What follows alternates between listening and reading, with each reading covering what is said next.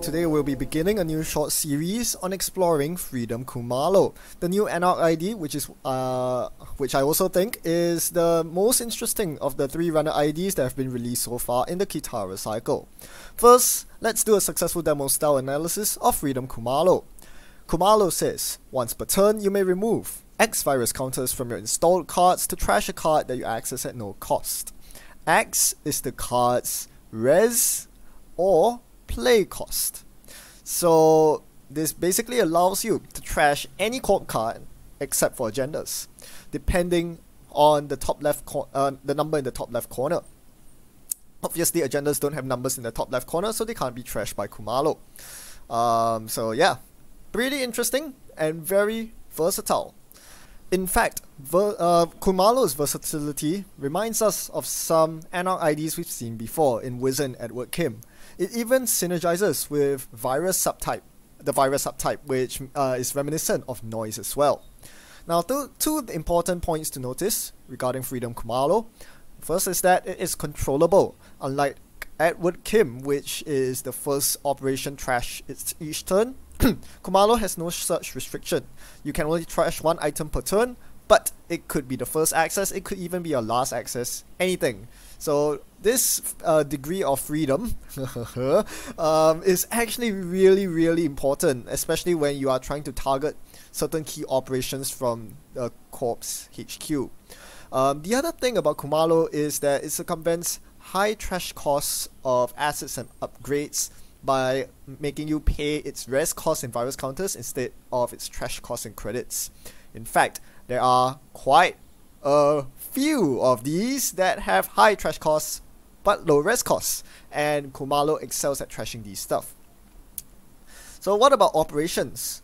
Well, while Eddie Kim might be able to trash every single operation without restriction, Khumalo actually does have a lot of coverage.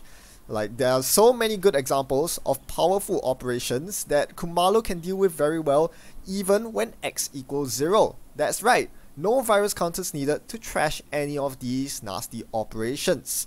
So that's a very big upside. And even if you don't get these key operations or those low res cost upgrades or assets, you are still enjoying good coverage against most corps, which typically run powerful cards like Rashida and NGO Front, both of which have a 0 res cost. So even though you would normally pay credits to trash them and they're cheap to trash in terms of credits, your Khumalo is still giving you a baseline gain of 1 credit each time you use Khumalo to trash these. Saving you the extra credit can go a long way. In short, Khumalo has a lot of great uses. This slide is a very long summary of it. I'll give you my TLDR summary. Khumalo is best when X equals 0. That is my theory. The ability to voluntarily trash a large portion of the asset/upgrade/operation card pool at no cost from the get-go from turn 1 is not to be underestimated. This means that you can, you don't have to orient your deck towards viruses like the way you would build a typical noise deck. Even though you obviously want viruses in your deck, there's no need to, stuff your deck with all the virus cards. In fact, too many viruses is actually bad for Freedom Khumalo. It encourages the corp to purge, which means that you'll be reset to 0 and can't trash anything that costs more than 0. The other bad thing about viruses is that if you're playing too many of them, there's very high setup overhead. You're spending lots of clicks drawing and lots of clicks playing these viruses, which do not advance your gameplay while you install them. It's not like noise where you are putting the corp on a time bomb. It's very different. So I don't think the best Khumalo deck is one which is stuffed with viruses. I think Khumalo needs to be played. Khumalo has a very good baseline even without any virus cards whatsoever. So the biggest question when building a new deck with a new ID is, what breaker suite do you use? Well, obviously in this cycle we've seen what the designers intend for us to use in the virus breaker Yusuf. The problem with Yusuf is that I don't think Khumalo is in dire need of a good barrier breaker. Paperclips in faction. That's not Yusuf is not very much better than Paperclip. The problem with Anarchs is decoders. Black Orchestra is just disgustingly bad against all the 3 subroutine nasty quote gates out there. We would definitely like a better solution. Unfortunately, we haven't seen a virus-based quote gate breaker as of yet. Not! That is completely untrue. We do have a virus-based quote gate breaker, and it's none other than our best friend, the turtle. The turtle is what is going to save us. The turtle is what we need. And the turtle is going to bring along its best friends, its run-based friends, Knobkieri and Data Sucker. They are all going to make lots of successful runs, chalk up those virus counters, and win the game. Yep, I mean, I know it's not a decoder, but make no mistake, Aumakua is the most efficient quote gate breaker that you'll ever find, and at 1 influencer pop, there's no reason not to play it in Khumalo. So that's the deck that we're going to be playing today. Our plan is to play aggressively by running lots of centrals, chalking up those virus counters, which will really help us with breaking ice efficiently. That will compensate for the fact that our economy is sort of average, and then we'll try to close out the game with a nice deep data mining on R&D. If the court purges, well, we are not completely boned. We do have backup breakers in the Conspiracy Breaker suite, only to be used as a contingency. And Tripano, well, that is going to be represented by Knight during the playthrough, because as of this recording, Pack 5 has not been implemented on Jinteki.net yet. So when you see a Knight, it is basically Tripano. Tripano is the new Parasite. Seems pretty meh, but we'll try it out and see how it goes. It does synergize with Knobkieri, which I like. And yes, speaking of Knobkieri, it is a console with 3 MU. That's a pretty rare sight. This is why I'm running deep data mining here. That, to me, is the best use of the MU given by Knobkieri by far, to enable deep digs with deep data mining. Alright, let's head to gameplay.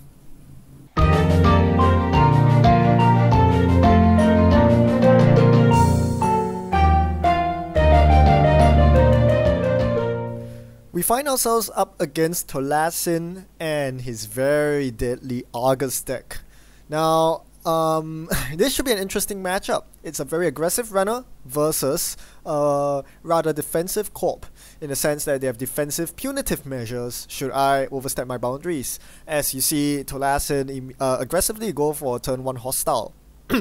So I waste no time at all with setting up my Aumakua. I know that I can easily waltz through my opponent's ice, which are probably very flimsy, if I, get some turtle counters going early. Forcing Argus to purge is definitely in my favor, as we see, it's going to slow them down. As we see me access an NGO front here. Now I can take the baseline 1 credit gain by using Khumalo's ability here. However, if I'm planning to rerun HQ here, which I am, I think it's better to just spend the 1 credit to trash, which is free by the way, because of the hostile takeover bad publicity. So I'm definitely not going to use Khumalo's ability there. I'm going to rerun HQ, last click. I've seen the list in scanning, in passing, and I don't remember seeing a snare in there. So I'm gonna hit HQ, get a standoff, and of course take 2 meat damage, which is nicely absorbed by the I've had worse in hand. 2 in 3 chance to hit the I've had worse because I was down to 3 cards. So yeah, very happy about that. Even though the standoff was worth no points, I'm not, I got clickless draw. Can't complain about that. As we see Tolasin go for a very, defending HQ here very much. I'm gonna see a price sack off the top of R&D here. It's 0 to res. You know what that means. Khumalo. As you can probably infer from the lack of card art, Freedom Khumalo has not been implemented on JNet yet, so we are doing it manually. Also, you see the Knight in my hand. Remember, that's a Tripano. Right? Not that it's going to have any effect right now. It can only be hosted on res ice, so we need to actually force some ice reses in order to use it. I snipe an Atlas off the top of R&D once again. Since that was last click, I was forced to take 2 meat damage, which snipes off a couple of my cards, including my Knobkieri. Pretty annoying, but, well, that's Argus for you. At least we are up 2 points to nothing, and we have denied a Project Atlas. Alright, I'm gonna continue moneying up here, get lots of Liberator accounts monies, because I have a feeling that this Argus deck might be on hard-hitting news, and it would be in my best interest to stay afloat of the hard-hitting news.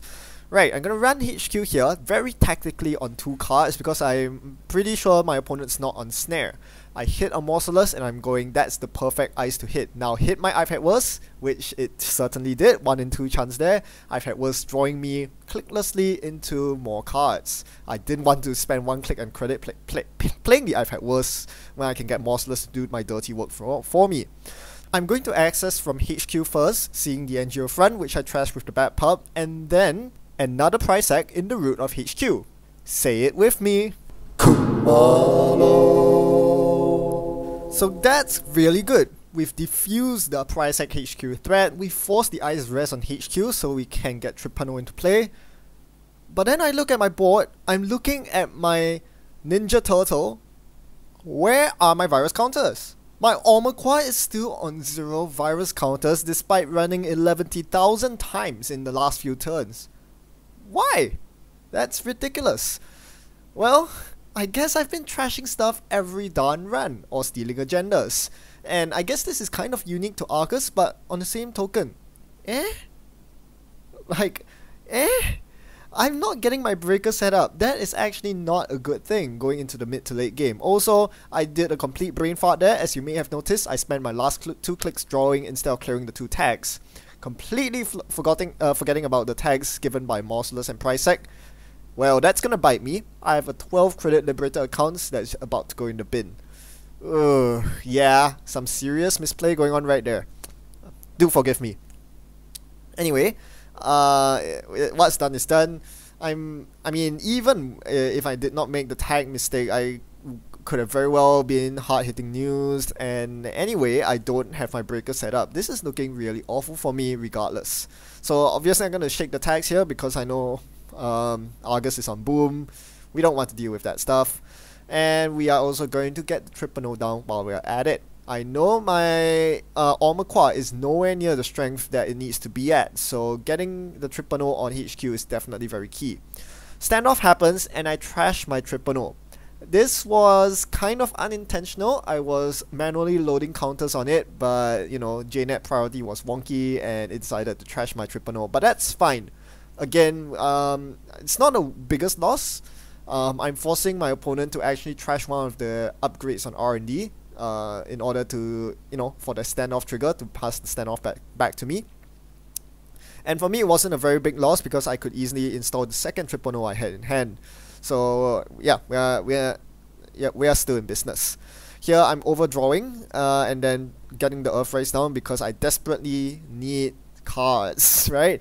My money is gone and I have no breakers of any sort. Well, the MK Ultra and Orchestra are breakers, but they need to hit the bin first.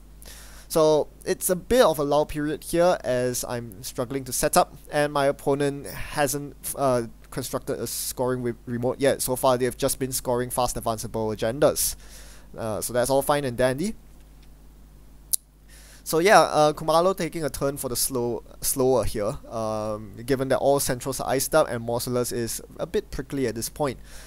Maybe if I draw another I've Had Worse, I can run it into HQ, maybe.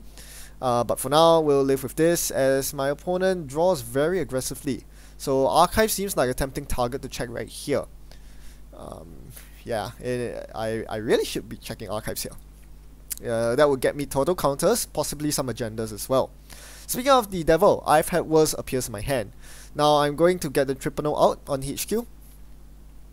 And then make a dirty laundry run on HQ here, because I don't want the net damage to snipe my Tripano. So if you look at my hand now, there are 4 really useless cards, 2 bin breakers, 1 same old thing, and the net damage of course hits the I've Had Worse. So yeah, I'm gonna get a free draw here once again, lucky me. And I'm also gonna get an Atlas for my hard work. Do I take the 2 meat damage here? I do, very hesitantly. I did not want to take the tag because that would leave me in the glaring hard-hitting news range, but yeah, the meat damage could have been a lot worse. There were 2 cards I really wanted to keep, the Deep Data Mining and the Cast, Daily Cast.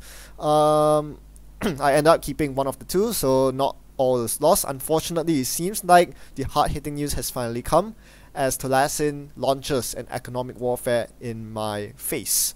followed by a hard-hitting news. Of course it was going to come someday, and that day is now. I'm now stuck with 4 tags. It's time to go tag me. I can theoretically shake 3 tags, leaving me out of boom range, but can I recover from that? I think not. Given that my opponent's on 2 cards in HQ, I am somewhat content with running the risk of a boom. Instead, I'm just going to get the liberated accounts down, because that's pretty awkward if I clear 3 tags and I go down to 0 credits with a 6 play cost liberated accounts in hand. Instead, if I play the liberated accounts this turn and get some money off it, I can hopefully clear 4 tags next turn or something similar. So yeah, I'm definitely debating over the lines of play here.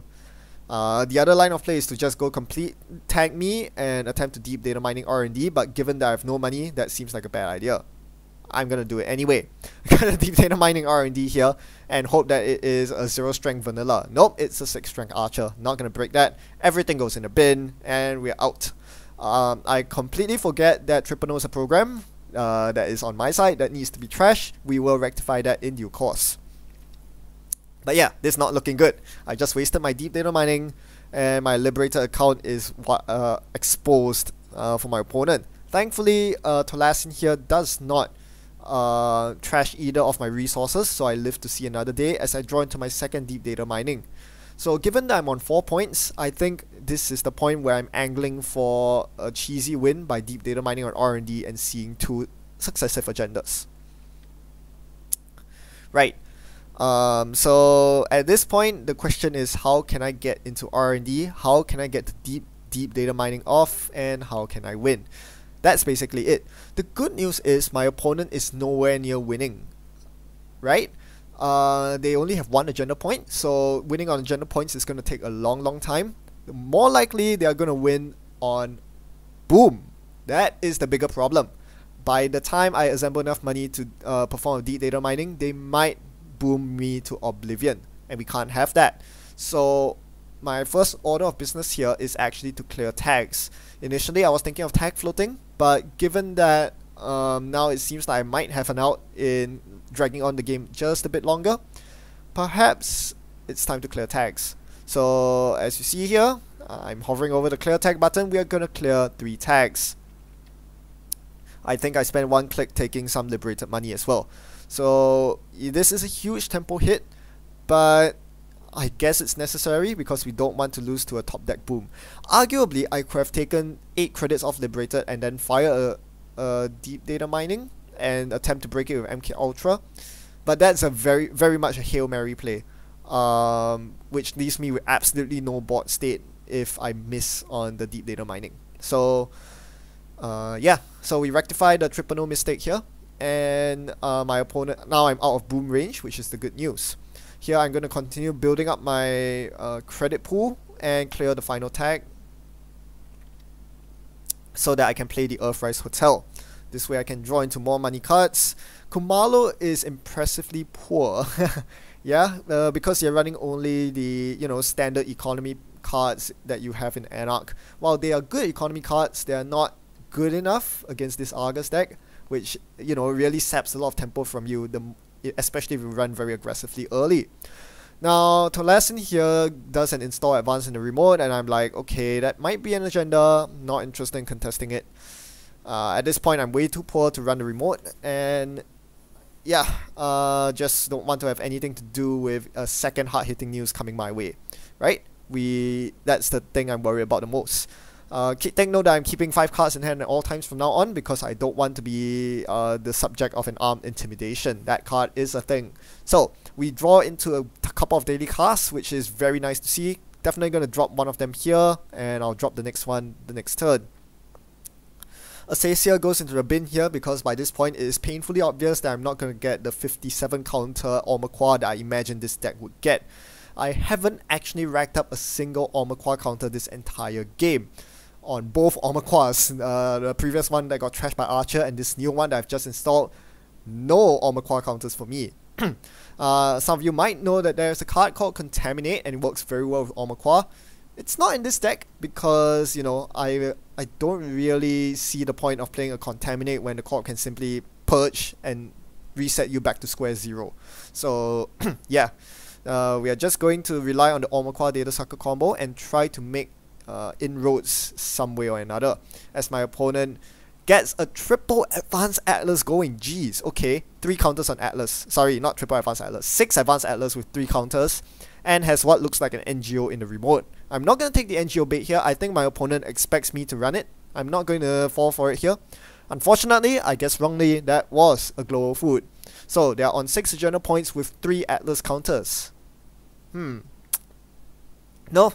I don't think I'm going to win this. Well, it looks like Hail Mary mode has been engaged. It's time to go all in. And no better card to do that with than Deep Data Mining. I've actually managed to recover nicely. Well, the recover is very subjective because during the time which I took to recover, my opponent scored 5 agenda points and has 3 Atlas counters. So I do actually have enough resources to Deep Data Mine here. I'm just going to plan out the rest of my turn, and I think you will agree that the best line of play here is to Deep Data Mine R&D and then run HQ 3 times, because HQ is a porous server and at this point tags don't matter. So our objective is to steal 3 agenda points between the Deep Data Mining and 3 HQ runs. Interestingly enough, the Deep Data Mining is actually pretty ineffective now because I don't have Knob Kieri installed. I only have 2 free memory. But that can be easily settled because conveniently for us, the R&D Ice is a destroyer. The Archer can trash our programs for us, freeing up memory space. That is a very, very convenient interaction that we are going to abuse here, using the Corpse card to our advantage. We are going to break 2 subroutines on the Archer, gain 2 credits and end the run. We are going to let 2 of the Archer trash program subroutines fire, which automatically frees up our memory. We don't need any of the remaining programs because to run through HQ 3 times later. Now, in retrospect here, I made a mistake. When I installed the MK Ultra from the bin, what I should have done was to overwrite both of my programs that were currently installed, the Aumakua and the Data Sucker. That would free up an additional memory, allowing me to access the full 5 cards from Deep Data Mining. That was a suggestion pointed out by Rotich at the end of this playthrough. Thanks Rotich for pointing that out. Anyway, 2 things get trashed and we are going to access 4 cards here. Could have been 5, but we'll take the multi-access no matter what. Here the big question for my opponent is, do they use their Atlas counters? All 3 of them? Well, they're just going to use 1 to fetch the winning hostile takeover. As I'm going to deep dig here for Ho'em, Archive Mems, Global Food Initiative. That brings me up to 6 agenda points. I'm taking an attack here because I need my cards in my hand for the net damage on Morcelus. I'm not going to trash the boom here because, you know, my opponent's going to win next turn regardless. So I'm going to run HQ here. It's going to be 3 solid runs on HQ to get the 1 in 6 hostile takeover. Possibly 1 in 5 if I hit stuff with Freedom Khumalo. So let's see if the lottery is in my favor. But before I make this successful HQ run, my opponent remembers that they do have 2 Atlas counters. Well, that's going to serve as padding. They are going to be able to pad the hand out with cards that, you know, that are not agendas. So my opponent is going to fetch some awesome stuff here to make my life that much more tricky. So it turns out that my opponent only had the 1 hostile in the hand as the agenda. So 1 in 7, now 1 in 8 chance of hitting it. I get a hard hitting news. That's not something I can trash, unfortunately. We'll double dip again. This is my second last run on HQ. Another 1 in 8 shot at winning the game. We are clutching on very, very loose strings here as I hit an Archive Memories. That's a 0 cost operation. Khumalo. Right, that reduces hand density to 1 in 7. The final run. This is it. Now or never?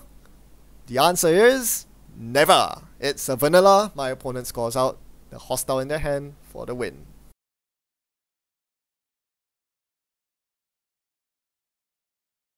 Well, even though that was a very close 6-7 loss, in reality, I had no business even coming close to winning that game. Tolasin played that game extremely well and I was incredibly ill prepared. One of the reasons was that I did not see the anti-synergy between Aumakua and Khumalo at all. I mean, you might have, in which case, power to you. but I was completely blindsided. This did not occur to me in my theory crafting. After all, Aumakua is the most efficient decoder out there. As I mentioned, it's a virus program which helps with Khumalo's ability, which synergizes with Not Theory, and also gains counters on successful runs, which is what we're doing anyway.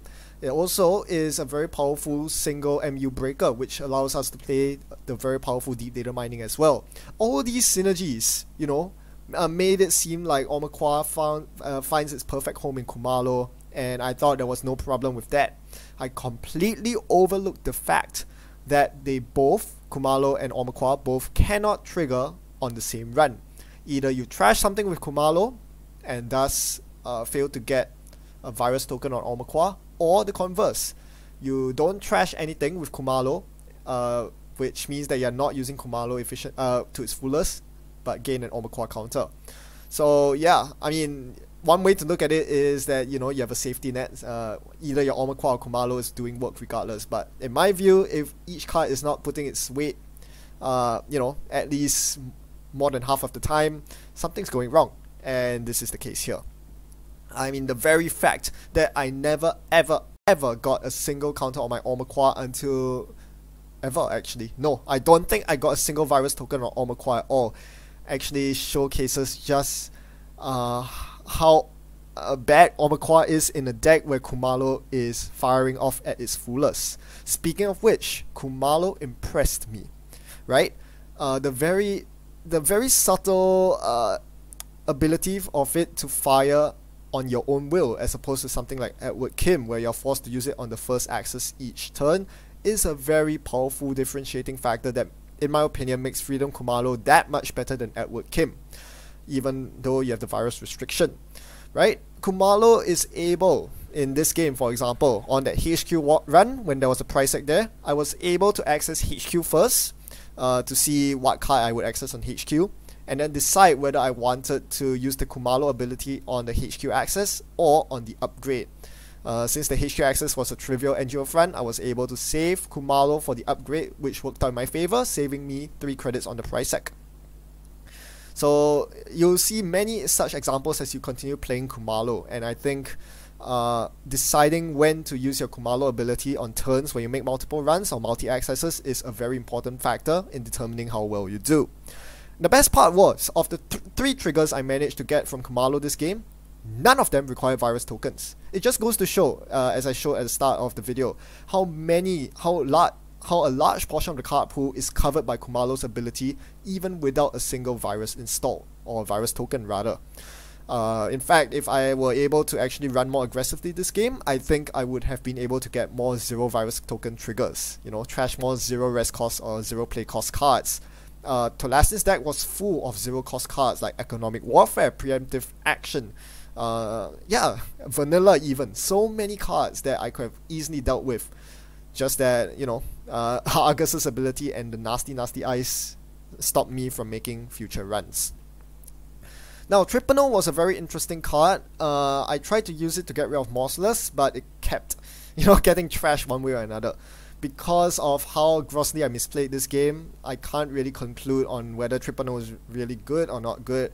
So yeah, very sorry, for the misplay on taking 2 tags and not clearing them, getting my Liberator account trashed, then using standoff to trash my own Tripano. There were lots of mistakes I made, running into an archer, face checking it, lots of dumb stuff. But all that aside, I'll reserve judgment on Tripano for now.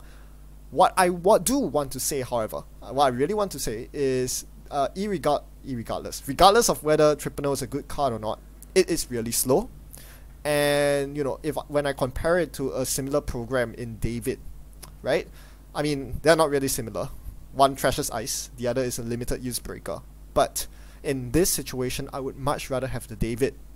If you remember, I had 2 Tripanos in my hand. Had those Tripanos been 2 Davids instead, I would have been able to make 3 runs on HQ on 3 turns, giving me up to 3 extra chances at triggering Khumalo's ability, or maybe to get Aumakua counters. Why 3? Because Morseless has 2 relevant subroutines, the net damage and the tag. So every time I run, I want to be breaking 2 subroutines with David, and I can let my opponent gain the 1 credit from the first subroutine. That way, 2 Davids can give me 3 HQ accesses, whereas 2 Triple Nos in this game gave me absolutely nothing. I was locked out of HQ until the Hail Mary turn right at the end. So I think it's important, even though I can't conclude on whether Triple No's a good card or not. When I compare it to David, I would have much preferred David in this particular scenario. So that's all for today's Khumalo episode, but we'll be exploring Khumalo further, perhaps with a different build, hopefully one without Aumakua, in time to come. Before we go off, a question for newer viewers. You may have noticed that I switched to using the full bleed card arts from the World Champion decks for your JNet viewing pleasure. Do you find the full bleed card art harder to follow? I chose the World Champion decks because the full bleed card art has the same card art as the original cards, so hopefully you can see the similarities, but if it makes it harder to follow as a result, do let me know in the comment section, or if you like it, well, comment on it as well. I'd like to hear your feedback. Until the next episode, thanks for watching and happy net running. Goodbye.